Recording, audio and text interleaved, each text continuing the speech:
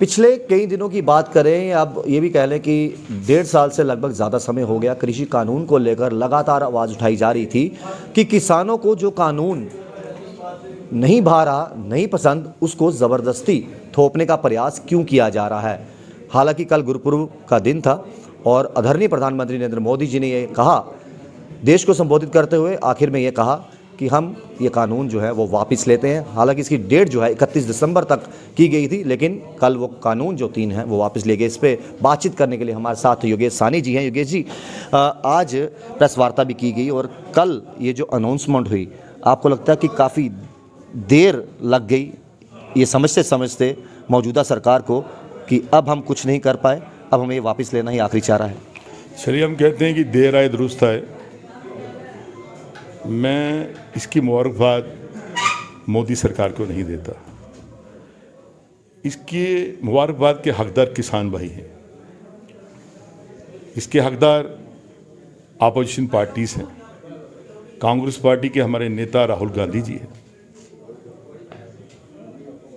कि पिछले लगभग 1 वर्ष से पहले राहुल जी ने पार्लियामेंट के अंदर भी यही कहा था कि ये जो 3 बिल हैं काले कानून, ये किसान विरोधी हैं। अपोजिशन के बड़े बड़े नेताओं ने भी ये बात कही। सबसे बड़ी बात कि जब कोई संकट की घड़ी आती है, इस सरकार के फाइनेंस मिनिस्टर जो हैं सो कॉल्ड, तो वो राय जानने के लिए हमारे पूरे प्रधानमंत्री सरदार मनमोहन सिंह जी के पास जाते हैं, जो बहुत माने हुए अर्थशास्त्री हैं। बिल्कुल, उन्होंने भी सरकार को चेताया कि भी ये काले कानून किसानों के हक के नहीं हैं।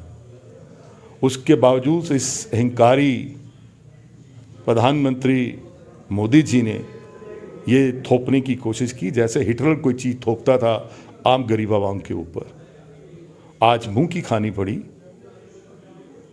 आज हमें कहीं नज़र नहीं आ रहे भाजपा के वो मंत्री जो इस मोदी सरकार के सेनापति थे, जो पूरे हिंदुस्तान के अंदर ढिढोरा पीटते थे कि जो बिल लाए गए हैं ये किसानों के हक के लिए है। आपको लगता है अंदर ही अंदर कहीं ना कहीं उनको भी ये मालूम था, जो यहाँ पर भाजपा के नेता हैं जिनको बड़ा प्यार मिला जम्मू में, उनको अंदर ही अंदर ये भी मालूम था कि देखिए पार्टी कमांड ने ये फैसला लिया है, हमें तो गुणगान करना पड़ेगा, वो राग अलापना पड़ेगा, लेकिन ये हित में नहीं है उनके फैसले।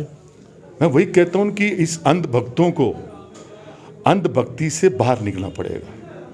अगर जनता की आवाज़ को सुनना है, जनता के दर्द को समझना है, तो इस अंधभक्ति से बाहर निकलना पड़ेगा। कि वो आपने वो कहावत सुनी होगी कि एक भेड़ जब चलती है उसके बाद पूरा रेवड़ा चलना शुरू हो जाता है। तो उनकी भी यही हाल थी कि उनको यही लगता था मोदी जी अगर छलांग लगाएंगे नाले के अंदर तो हम भी छलांग लगाएंगे, तैर के मोदी शायद हमें स्वर्ग में पहुंचा देंगे सभी को। तो ऐसा अंधविश्वास कभी किसी नेता के ऊपर नहीं करना चाहिए। आम जनता की आवाज़ को भी समझना चाहिए। देखिए सानी जी, ना सिर्फ इन 3 कृषि कानूनों को लेकर, इसके अलावा ऑल ओवर इंडिया लेवल पर जो है कांग्रेस मजबूत ऑपोजिशन की तरह नज़र आई पेट्रोल और डीजल की बढ़ती कीमतों को लेकर, और दीपावली के पास जो है वो तेल की कीमतें घटाई भी गई। आपको लगता है कि ये जो लगातार ऑपोजिशन अहम रोल अदा कर रही है, इसमें लोगों का साथ और लोगों का विश्वास और ज़रूरत है ताकि एक मजबूत ऑपोजिशन के तौर पर कांग्रेस और निखरती सामने आए? तो क्या कहते हैं कि डेमोक्रेसी के अंदर अपोजिशन का बहुत बड़ा रोल होता है, और डेमोक्रेसी का एक पिलर है अपोजिशन। इस मोदी सरकार ने कोशिश की कि पूरे हिंदुस्तान के अंदर अपोजिशन को ख़त्म किया जाए, लेकिन कांग्रेस कई सौ साल पुरानी पार्टी है।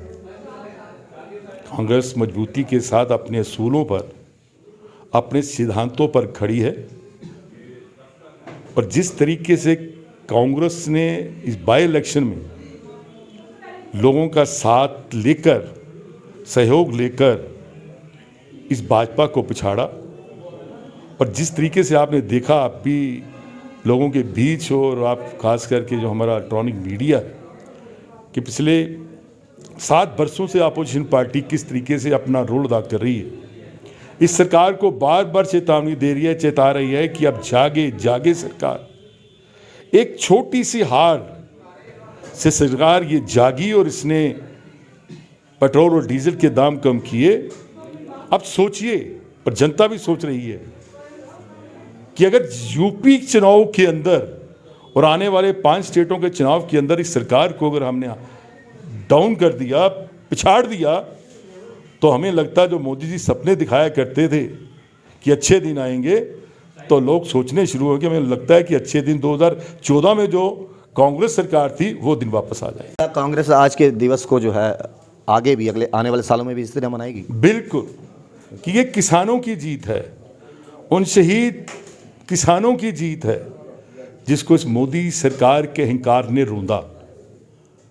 आज उस अहंकारी, जैसे कहा करते हैं ना कि रावण में कथा है कि अहंकारी रावण की हार, आज इसी अहंकारी मोदी की हार हुई। तो ये कहीं ना कहीं साफ तौर पे कह दिया है योगेश साहनी जी ने कि देखिए जो अहंकार लेकर बैठे थे कुछ नेता, जो उनका अहंकार आज टूटा है और कांग्रेस इसी तरीके से जो है ये दिवस आगे भी मनाती रहेगी आने वाले सालों में लेकर। देखते रहिए जेके पेजेस, निखिलेश के साथ Rahul Khatri, the JK pages के लिए। कभी बेड सोने के अलावा खेल का मैदान होता है, खाने की मेज पर खाने के अलावा अपनों का साथ होता है, जहां सोफे पर पूरा परिवार एक साथ दिखता है, आईने के सामने श्रृंगार के साथ कभी कभी प्यार होता है।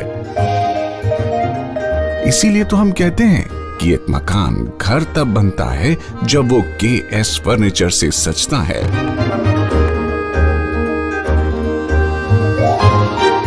रिश्तों की मिठास का एहसास KS फर्नीचर के साथ।